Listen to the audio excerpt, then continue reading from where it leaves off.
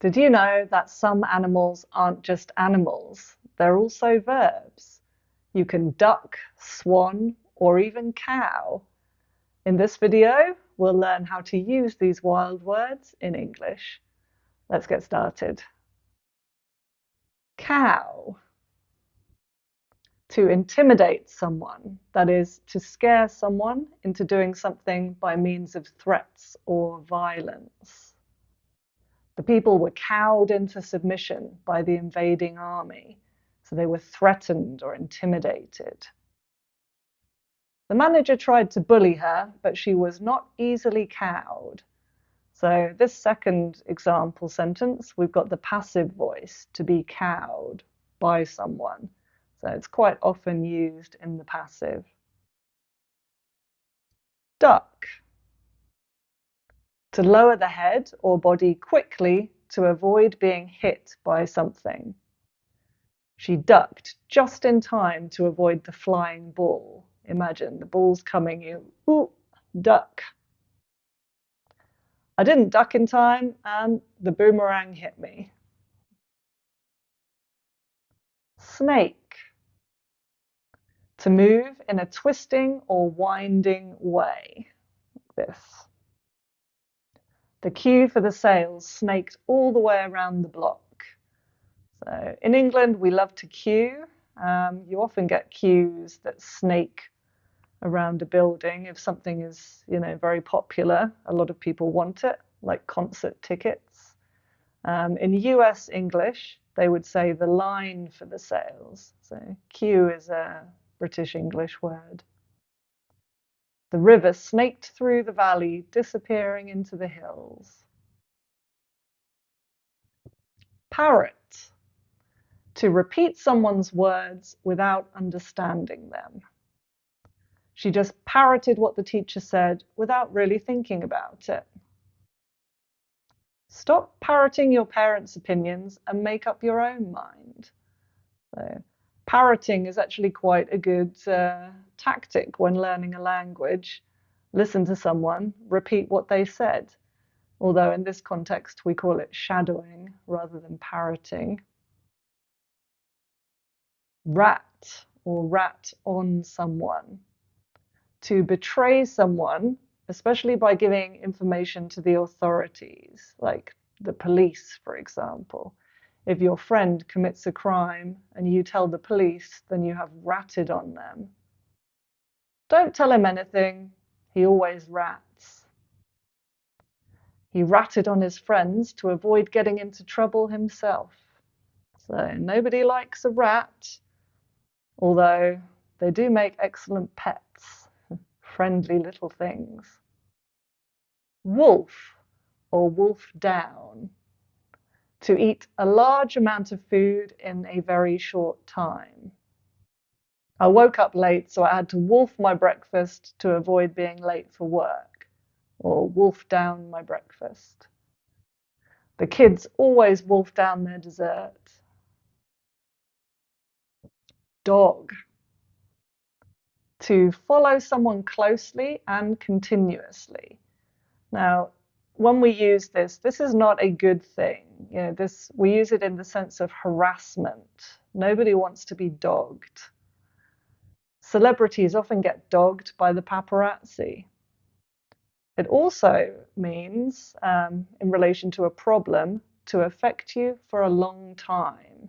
So if a problem dogs you, then it affects or impacts you over an extended period.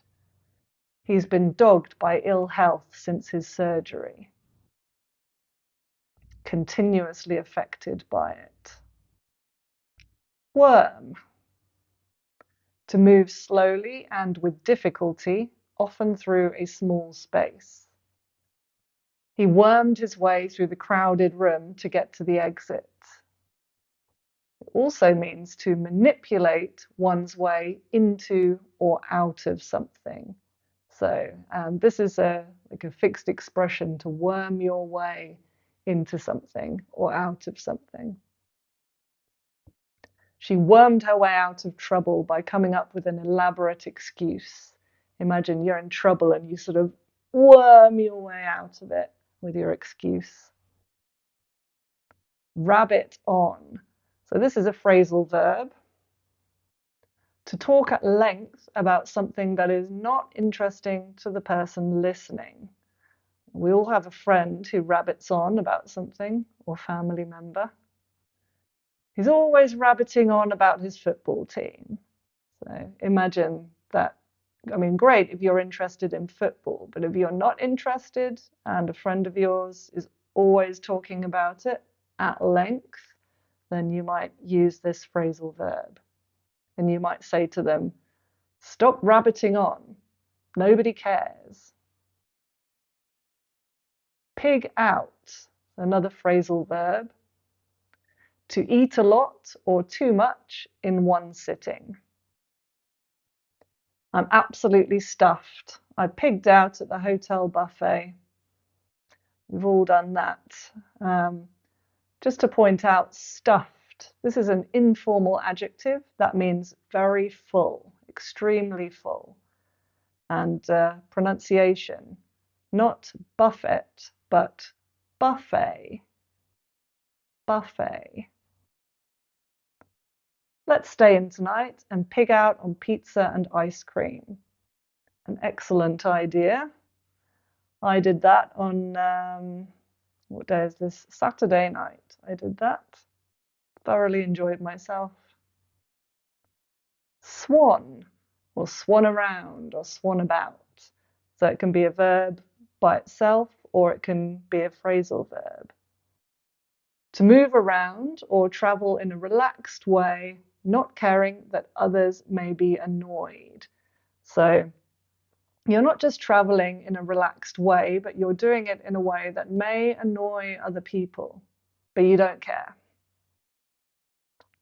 We'd been waiting for ages when she swanned into the room, tossing her hair and smiling. So imagine you've been waiting for this person for a long time and she just swans in. She doesn't apologize. She doesn't care that you've been waiting. Very inconsiderate behavior. After quitting his job, he spent a year swanning around Europe. I mean, why might this be annoying? I don't know. If you were his parents, you might be annoyed, mightn't you? You might say, come home and get a job. Horse around, another phrasal verb. To behave in a way that is silly and noisy. Stop horsing around and get on with your work. I did my back in horsing around with the kids.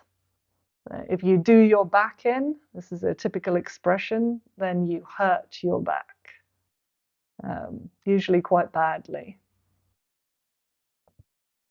Lark around or lark about, so another phrasal verb. To behave in a playful, mischievous, or carefree way.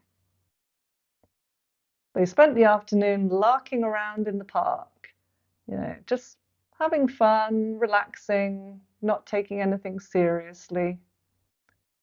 We can't spend all our time larking about. We've got work to do. Sadly. Monkey around or monkey about. To behave in a silly and annoying way. So you may have noticed a bit of a pattern here. We have the animal followed by around or about. It's quite common. The classroom is not the place for monkeying around. I probably lost count of how many times I said that to my students back when I used to teach kids. To play around with something carelessly. Now, when I say carelessly, I mean in a way that you might damage that thing. So you're not being responsible with it. Stop monkeying around with the controls. You'll break something. Or you might say that in relation to like a TV remote, for example. Stop monkeying around with it and put it down.